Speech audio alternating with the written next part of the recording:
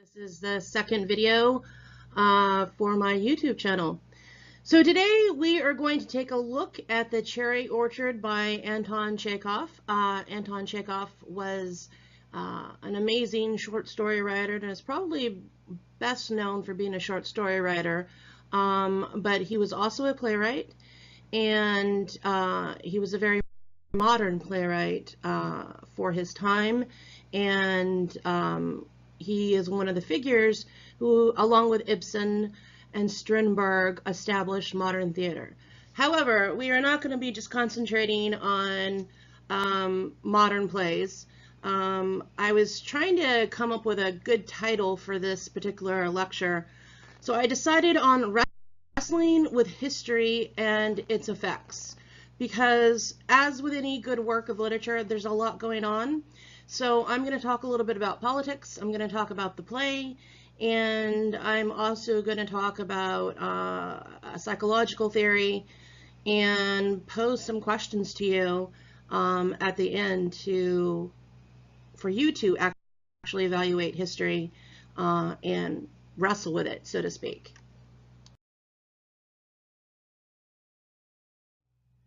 All right, so who is Anton Chekhov? So he was born in 1860 and he died in 1904. I think it's important to highlight that he died in 1904, so he kind of bypassed the revolution that would happen in Russia. He was a playwright and short story writer, as I said at the beginning. He was licensed as a medical doctor, and he wrote all throughout his literary career as a doctor. He said, "Medicine is my lawful wife and literature is my mistress." He never really quit doing medicine. He practiced being a doctor at the same time as he was being a writer. So I always found that interesting, because writers think that they, for some reason, have to only do writing, and that they can only produce great works if they only do writing and concentrate on writing. But you can actually do other occupations and things along with writing. I'm sure his medical practice fed right into his writing and his imagination, and vice versa. And I did mention modernism. So modernism in terms of Ibsen, Strindberg, and of course Chekhov, it's loosely determined as an effort to recreate and express the, quote, realism of how people truly act and speak with each other, and translating it to the stage, and essentially manifesting the human condition. And this is one of the things that Chekhov did very well in The Cherry Orchard, which we're going to look at a little bit more closely. So once again, spoiler alert, I will be giving you the summary of The Cherry Orchard, and I will, especially later in this lecture, be focusing on the ending of the play. So if you have never read it and you don't really want to know what the end is, then maybe hold off on watching this particular lecture. So here's the basic summary of The Cherry Orchard. There are several characters, but the three most important characters are Trofanov, who is a poor tutor, Madame Ranevsky, who is the owner of the Cherry Orchard and the large estate on which that is situated on the Cherry Orchard.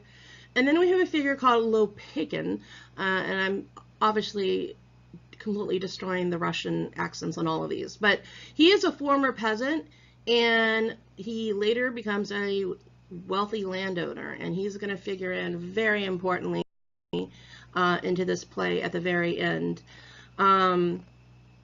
Chekhov describes him as wearing a white jacket and yellow shoes. So you could think of him more as like a comical figure by the way he's dressed, but I don't think Chekhov meant it that way. The fact that he's wearing yellow shoes and a white jacket speaks to the fact that he's essentially new money. He doesn't have the long history that the Ranevskys have of being noble people. He was a former peasant who became a wealthy landowner. So in a lot of ways, he's new money, and he kind of shows off. At the very beginning of the play, Madame Ranevsky returns from Paris to deal with her Russian home, the immense cherry orchard. And it's suggested that it's about 2,500 acres. Now, Ranevsky claims she can no longer afford to have the cherry orchard, and it goes to auction where Lopatkin buys it from her, the former peasant. And he had actually advised her at the beginning of the play, hey, why don't you cut down the cherry orchard and build small houses and then sell them, and that will make your land profitable. It's actually a point of absurdity that she's sitting on, the Ranevsky's family is sitting on almost 25 acres of land, and they can't make it profitable. Back in the day, they made cherry jam, and so the cherry orchard was profitable. And it says in the play that one of the servants says, we lost the recipe to the cherry jam. And so they are no longer able to make money off the cherry orchard because the servants lost the recipe to the cherry jam. Honestly, she should have been able to make a profit and live very comfortably off of the cherry orchard. But the cherry orchard itself is a perfect symbol from a writing standpoint. It functions on many different levels, but primarily it's attached to personal identity. It prevents happiness. It represents the feudal past of Russia, and there are ghosts that have died there and are buried on the property. So there's a lot going on with the cherry orchard. And like I said, it should have been profitable, but it wasn't. So this is a touch of absurdity, but for a very good reason, which you will understand a little bit later. All right, so let's talk about Russia's feudal past. I want to say it's very infamous. So we've all heard the term serf. A serf was an unfree peasant of the Russian Empire. They were called, I'm gonna destroy this Russian, Krepostnoy Krestiganyan. I don't know. I've never been good with Russian accents, and I never studied Russian. But the origins of serfdom in Russia can be traced back to the 11th century. And legal documents of the epoch, such as the Russkaya Pravda, distinguish several degrees of feudal dependency of the peasants. Here's an important point. Russian serfdom or peasants, the feudal past, officially ended with the Emancipation Reform of 1861 by Tsar Alexander II. So a couple of interesting things happened when the serfs were free. So here's an important point. By the mid-19th century, the peasants comprised a majority of the Russian population. The 1861 Emancipation Manifesto proclaimed the emancipation of the serfs on private estates and of the domestic or quote household serfs. And we do have a household servant in the play. His name is Firs, F-I-R-S. So by this Emancipation Manifesto, the edict dictated that 23 million people would receive their liberty. 23 million peasants would receive their liberty. Serfs gained full rights of free citizens, and this included the right to marry without having to gain consent. Strange thing that they actually had to get consent prior from their owners to actually get married. And they also had to get rights to own property and to own a business. The manifesto eradicated all this. The peasants were able to buy the land that they worked on from their landlords. So this is how Lopatkin from the play becomes a wealthy landowner. So he was once a serf who worked on the land, obviously oversaw the cherry orchard, and he worked that land, and he was able to buy the land from the landlords. the landlords being Renevsky in this particular case in the cherry orchard. The household servants were the least affected because they only gained their freedom and no land. So Furs, the servant in the play, owns no land, unlike Lopakin, and he continues to be a servant, but he does have freedom to a great extent, but he chooses to stay on the estate with the cherry orchard, because what else is he going to do? He can't buy the land that he worked on, because he didn't work on any land, and more importantly, he really has nowhere to go. Being a serf was his entire identity. So in the middle of the play, the characters go outside and roam the grounds of the cherry orchard. Madame Renevsky is very tearful. She goes to where some tombstones are. So this is her ancestral home. Family members have been buried on the property. We learn that her son died young and is also buried on the property. We'll get more into her, but I wanted to focus on one thing in particular, which is not really part of the symbolism of the cherry orchard, but it becomes a very important idea or symbol that crops up in the play that I think has the best impact on what I think is the main point of this play. So several of the characters are roaming the cherry orchard, which is in bloom, by the way, and they hear the sound of a string breaking. And then Furs, as you recall, the household servant, talks about hearing the same sound, a string breaking, when the serfs were set free. All right. So the string represents a breaking with the past. And Trofimov, who is, of course, this poor tutor, so he's very well read, he's educated, he knows a great deal, but he's also poor. He has several good lines in this play, but he says in the cherry orchard, to avoid everything petty, everything illusory, everything that prevents one from being free and happy. That is the whole meaning and purpose of our life. Forward! Exclamation mark.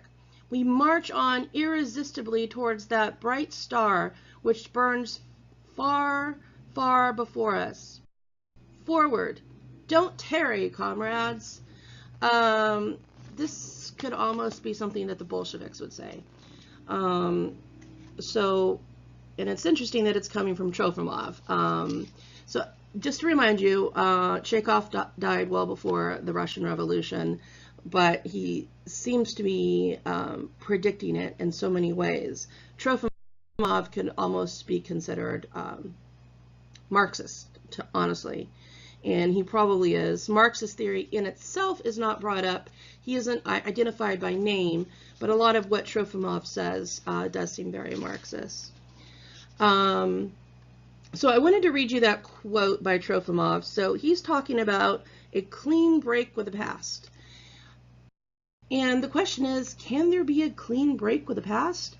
We have Lopakin, a former serf, a peasant who now owns land, and Furs, who has technically legal freedom, but is still tied to the estate.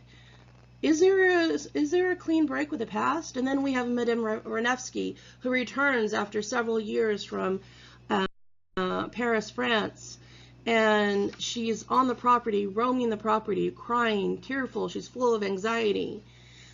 She thinks of her dead son. She looks at tombstones that are on the property. And so we have to ask ourselves, is there a clean break with the past that is occurring in this play? So I asked two friends, I sent them emails, and I'm like, if a string snaps, does it make a sound? And they responded, is this a Zen koan? And I'm like, no. It's from The Cherry Orchard by Anton Chekhov. So I had to question that myself. So if you have a string, like say thread, and it snaps, it's really not going to make a sound. So what kind of string does make a sound when it snaps? So if a string has enough tension, enormous amount of tension, if it snaps, you will hear a sound. So I have a picture of a violinist. So violin strings are very taut and tight. If one snaps, and this has happened to me when I've played the violin, if one snaps, you can hear the sound. So it's very critical to understand that a string with a lot of tension will make a sound. So when this first said that he first heard the string snapping when the serfs were freed. So that suggests to me, and Chekhov was I think stating this very clearly, was that the break with the past, with the peasants and serfdom, there was a lot of tension with Russian history. And when the serfs were freed, it was not a clean freedom. It made a sound. There was a lot of tension in Russia's relationship with its feudal past. So when Furs brings up the sound of the string snapping, and this will play again towards the end, which I will talk about, do know that Chekhov was probably thinking of a string with an enormous amount of tension, and this tension is historical tension. So this is another reason why I named this lesson Wrestling with History, because it made me think, is there ever a clean break with history? Is there ever a time where something changes dramatically in society and there's no sound, there's no problems, there's no issues, there's nothing? It's just something changes and then you move on forward. I think Chekhov seemed to be arguing that that never occurs. Every time that there's a major change or upheaval in society, politically, there's going to be a lot of noise. There's going to be a lot of transitioning into a new reality. So Trofimov, one of the characters in the play, the poor Russian tutor, educated, very intelligent, but poor, who could turn into one day to be a Bolshevik and part of the Russian Revolution. He makes a lot of great statements, but he does state at one point that all Russia is our garden. The full quote is, "All Russia is our garden. The earth is great and beautiful. It is full of wonderful places. Think, Anya, your grandfather, your great-grandfather, and all your ancestors were serf owners, owners of living souls. Do not human spirits look out from you from every tree in the orchard, from every leaf and every stem? Do you not hear human voices? Oh, it is terrible. Your orchard frightens me." And then he goes on to say, if you have the household keys to the estate on the cherry orchard, if you have the household keys, throw them in the well and go away. Be free as the wind. Trofimov thinks erroneously that there is a clean break with the past, that you can break cleanly with the past by just marching forward into the future. He sees the cherry orchard, owning property as a burden, but there is no breaking cleanly with the past, which is what Chekhov was saying. But he, and again, died in 1904. He seemed to be predicting the Russian Revolution and future instability in this play. All right, so there are several characters in this play, and I'm leaving out several of them just for the sake of time and for the sake of the point of this whole lecture. So I'm focusing on the main characters that I think that address Chekhov's main points. So Madame Ranevsky, she's talking to Trofimov, and she says, "What truth? You can see what's truth and what's untruth, but I seem to have lost the power of vision. I see nothing. You settle every important question so boldly, but tell me, Peter, Isn't that because you're young? Because you have never solved any question of your own as yet by suffering? You look boldly ahead. Isn't it only that you don't see or divine anything terrible in the future? Because life is still hidden from your young eyes? You are bolder, honester, deeper than we are, but reflect. Show me just a finger's breadth of consideration. Take pity on me. Don't you see?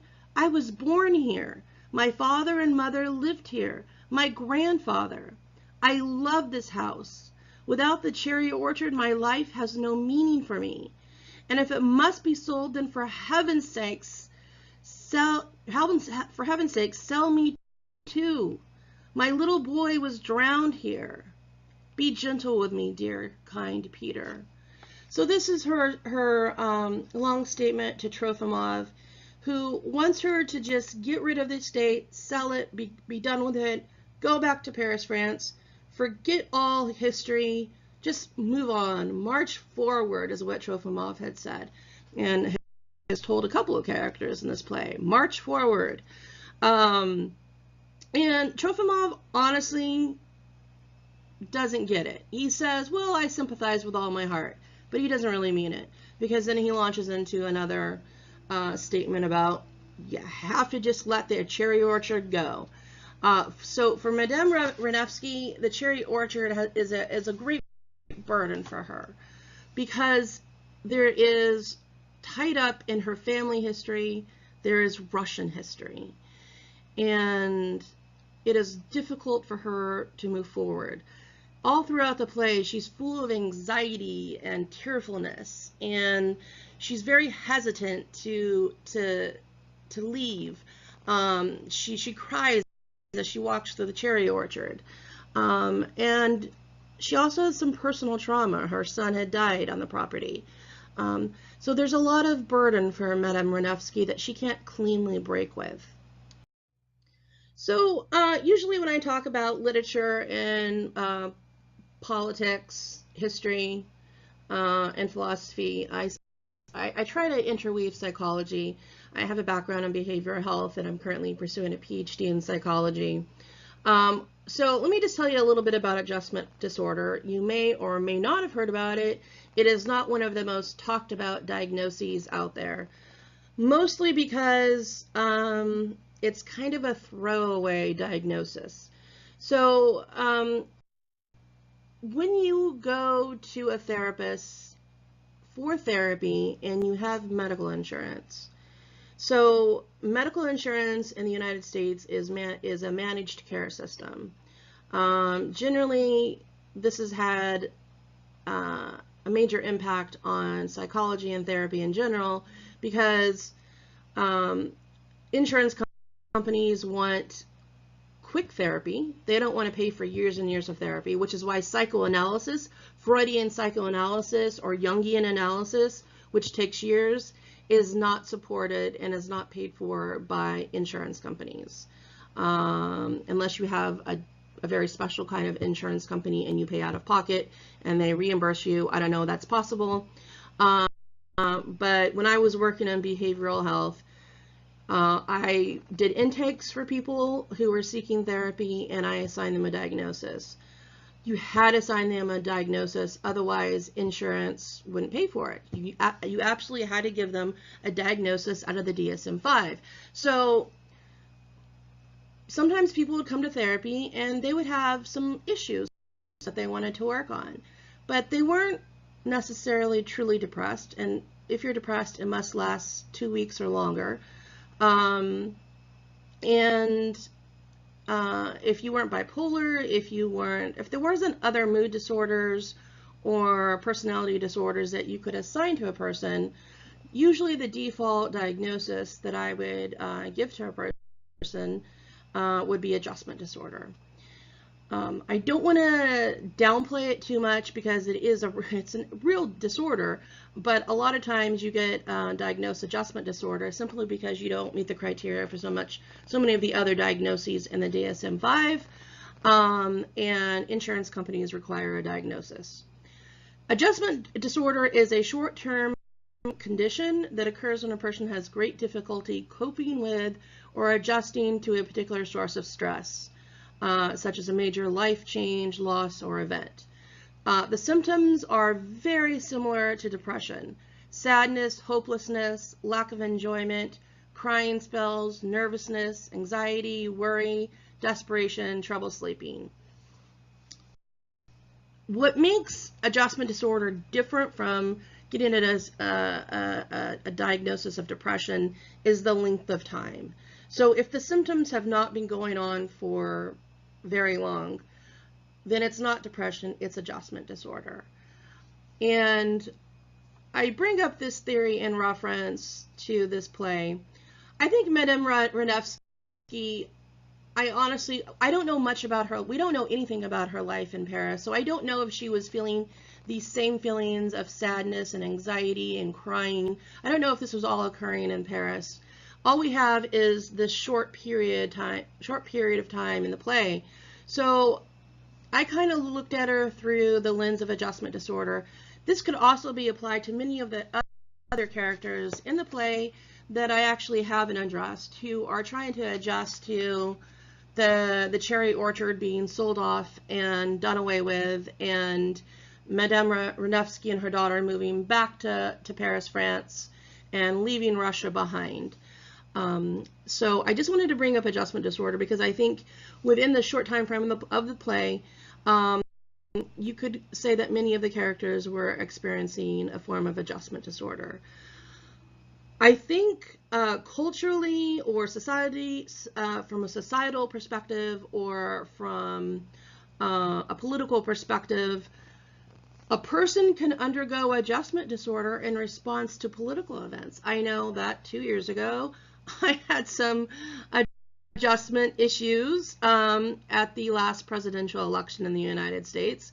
It was a short span of time that this lasted, but there was a great deal of anxiety and nervousness and a little bit of desperation. It did affect my sleep. So this is just an example of how a political situation can affect you psychologically. And in this case, which I'm going to get to in a second, Lopaykin, the previous serf, coming into wealth, and Madame Ranevsky having to deal with this, a former serf now owning land and dressing smartly in a white coat and yellow shoes. This is all trying to adjust to what is the reality of society. And many characters in the play can't adjust to the reality of the cherry orchard having to be sold because it's not profitable. And Trofimov is, quite frankly, telling everybody, just move on, get on with things, march forward, march into the future, just get on. So the one character who's not experiencing an adjustment disorder is Trofimov.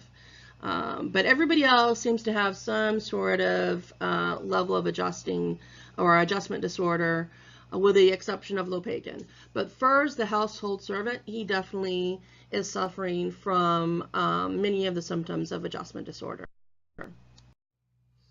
All right, so we get to the end of the cherry orchard. So Lopaykin, so the cherry orchard went to auction. Madame Ranevsky is very anxiety-ridden. She doesn't know what's going to happen. And then it turns out Lopaykin, the former serf on the estate, ends up buying the cherry orchard.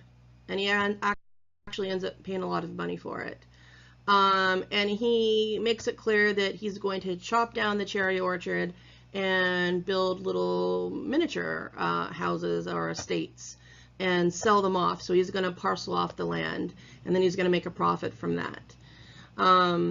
At the end of the play, everybody is preparing to leave. So once it's known that Lopaykin has bought the cherry orchard and that he's going to chop down the cherry orchard, everyone starts preparing to leave the estate. And most of them are unhappy and haven't quite adjusted to the fact that they, especially the family, that they've lost the cherry orchard.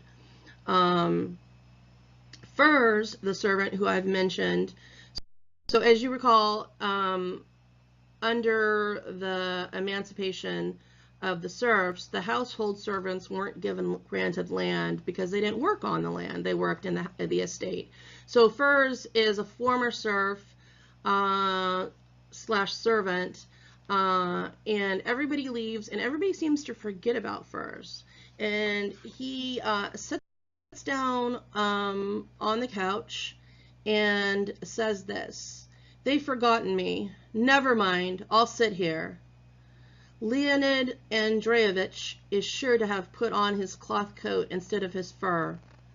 He hadn't me to see. Young wood, green wood." And then he mumbles something incomprehensible. And then he says, "Life has gone by as if I'd never lived." And then he lies down. "All lie down," he says. "There's no strength left in you. There's nothing, nothing. Ah, you, job lot."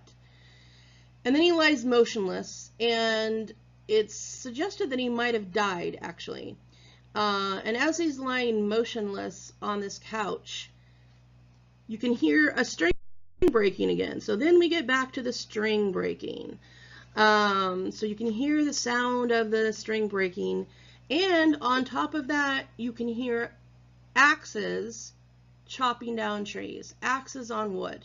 So at the end, we get back to the string with a lot of tension snapping. So one period of when the serfs are free, one period of Russian history ended, and then for the Ranevskys, for the wealthy former serf who now buys the estate that he once worked on, and Madame Ranevsky now going back to Paris, we hear the sound snapping again. So this suggests to me that there's still a lot of unresolved issues and tension going on with the Ranevsky family, but also with Russian history. And I really do think that Trofimov becomes, if Chekhov had lived to see the revolution, Trofimov would have been the perfect Bolshevik. He was educated, intellectual, but he also had no money. He would have been the perfect communist slash Bolshevik. And Lopakhin. So this is what happens during the Russian Revolution. I don't know if you've ever heard of the word kulaks before, but those are the former serfs that owned land, owned livestock, and they become the enemy of Lenin and later Stalin. The kulaks get rounded up, sent off to the gulags on the archipelago. They get sent to various other prisons. I mean, it's really, at the end of this play, it's like a part of Russian history ends, but the worst, some of the worst is yet to come. And Lopakhin, it ends well for him, but give it a decade or 15 years or 20 years, he's going to be a kulak, and he's going to be hunted down and put into a prison or a gulag, as the Russians had called him. So we have to really reflect on the fact that we haven't really wrestled with history, and Chekhov seems to be realizing this, is that even with the freeing of the serfs, the Russian people haven't actually reconciled themselves with Russian history. And it's going to come back and haunt them for decades to come. So that is the end of the Cherry Orchard. So what's the takeaway with the Cherry Orchard? It's actually a very quick read. The dialogues tend to be very, very real. It tends to be very succinct. There's been a lot of criticism written about the Cherry Orchard. Criticism not being bad, but just not critical, but criticism. So reflecting on the actual play. And Peter Brook, who was a director, or still is a director, he's still alive. He wrote this about Chekhov. He said, Chekhov always looked for what's natural. He wanted performances and productions to be as limpid as life itself. Chekhov's writing is extremely concentrated, employing a minimum of words. In a way, it is similar to Pinter or Beckett. As with them, it is construction that counts, rhythm, the purely theatrical poetry that comes not from beautiful words, but from the right word at the right moment. And I would agree with that. I mean, the play is very effective, very well written, every word very well placed. Peter Brook goes on to say, in Chekhov's work, death is omnipresent. He knew it well, but there is nothing negative or unsavory in its presence. The awareness of death is balanced with a desire to live. His characters possess a sense of the present moment and the need to taste it fully. As in great tragedies, one finds a harmony between life and death. So, this play made me question history and the fact that the past must be dealt with. Historically, the play talks of chaos and future disorder looming on the horizon that Chekhov does not end up seeing. And then also on a personal level, there's no true reconciliation with the past, and there's a suggestion that some of the characters, including Madame Ranevsky, who leave for Paris, France, that there's going to be a depression that's going to persist. So we may go beyond adjustment disorder them, and it may become full-fledged depression. But this is occurring because they haven't actually wrestled with the past. And as a society and as an individual, you have to deal with your past. You have to wrestle with all the demons. You have to, in a Freudian way, dive into the depths of your id or unconscious and recognize all your motivations and recognize all the impact that history, personal and historical, has had on you. So I'd like to end with this, with a question to you. What are some other historical events poorly dealt with by a culture? Well, I'm from the United States, so I'm going to say hands down, a historical event, a societal reality that the United States has not dealt with and not properly confronted is slavery. So we had slavery for a couple centuries, and then slavery ended in a very brutal civil war, but it didn't really end because the blacks still had to face further discrimination. Jim Crow laws came into place in the South, which incidentally, apartheid in South Africa fashioned itself off of the Jim Crow laws that was in the South. And now we have a prison system where it's primarily African American men who are being imprisoned, and mostly on nonviolent crimes. And it's equally heartbreaking because in a lot of states with voter suppression laws, these felons who then get out of prison oftentimes are blocked from voting for a number of years, or they have to go through this long process of applying to get their rights reinstated. This all stems from slavery. The United States has not dealt with its history in any, I'd say, coherent or effective way. And it's sort of like Trofimov, where he's like, just forget, it's the string breaking, just forget the past. I can hear a string breaking, forget the past, march forward. And we marched forward, and we keep getting events that are incited by racism. So we haven't dealt with the past, and we haven't done any wrestling with the past. The march with the white supremacists, where they wanted to take down a statue, where some people, liberals, wanted to take down some statutes dedicated to the Civil War, and then you had the white supremacists come in, and then we had our president say, well, there is good people on both sides. I don't really think it's so hard to say that a white supremacist, a neo-Nazi, is essentially a bad person. But that's not the rhetoric that our president came out and said. So we continue to move forward with U.S. history, and Americans love just to march forward. We don't hear strings breaking. We just move forward and completely try to forget about the past, try to forget about history. But you have to actually deal with history. Some other aspects of history that may not have been dealt with properly, Nazism.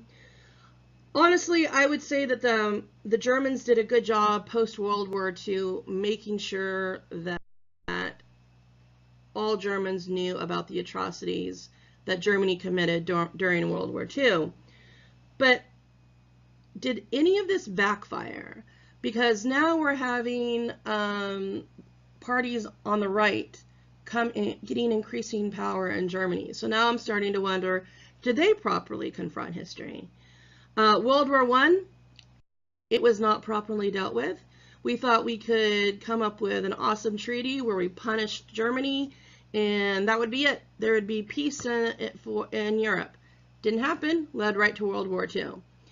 And then we have the Russian Revolution, which of course led to so many other atrocities. And the Russian Revolution itself within Russia was not properly dealt with. And for decades, people in the former Soviet Union only got a very biased point of view about the Russian Revolution. They did not learn or know of the reality until decades later, unless, of course, they were actually living within the extreme totalitarianism, which was the USSR. So I challenge you to think of any other political, historical events where we may have ended something and then pretended to march forward, walk away, and then it comes back to haunt us.